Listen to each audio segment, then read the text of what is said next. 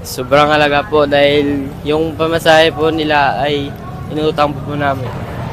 My name is Crystal Jeff G. Baquero from Region 6, Mr. Masayas. Anong pakiramdam na malapit ka ng maka-silver at dahil iba naka-bronze ka na ngayon? Anong pakiramdam na medyo malayo-layo na yung karating?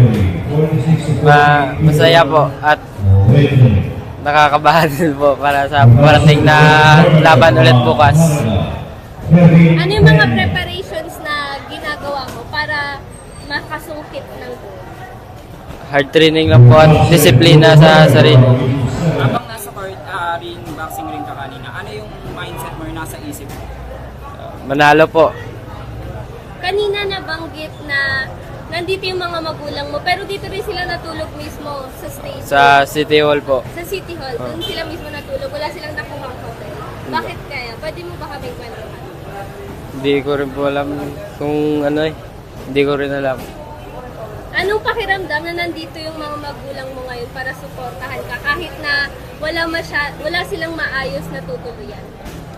Maganda po sa pakiramdam at dahil sa suporta nila po. Gano'ng kahalaga sa iyo? Sobrang laki po dahil sumusuporta po sila sa akin. Silang dalawa po, si mama at si papa. Nagpapasalamat po ako sa kanilang dalawa. Sa tingin mo gaano kahalaga sa pamilya mo yung mga makukuha mong medalya dito sa palarong pambansa? Sobrang halaga po dahil yung pamasahe po nila ay inutang po namin. Anong pakiramdam na kahit na wala kayong pera, ginagawa ng paraan ng parents mo para masuportahan ka lang dito? Ano mo masasabi mo sa kanila?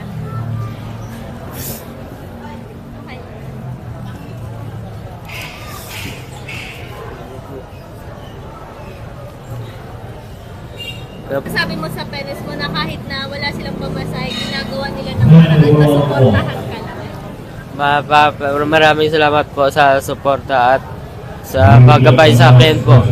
Maraming salamat po sa inyo. Relasyon niyo ng mga magulang mo, sobrang close ba kayo sa isa't isa? Madalas ba kayo magkwentuhan, magkulitan? Depende po. Minsan malayo po pa ako sa kanila dahil sa training eh. Sa isang linggo, gaano kayo kadalas nakikita o nakakapagkwentuhan na nila? Sa isang buwan siguro dalawang beses lang po kami dito. Parang malayo ata yung tinutuluyan sa pinagtitraining mo sa bahay niyo dito. Parang relax mo. Bakit kaya buo yung puso mo na mag-training kahit na malayo ka sa pamilya mo? Para po makatulong po ako sa kanila balang araw. Kumusta naman yung experience mo? Okay. Masaya po. Okay naman po. Masaya naman po. Nagkaroon po yun para sa akin.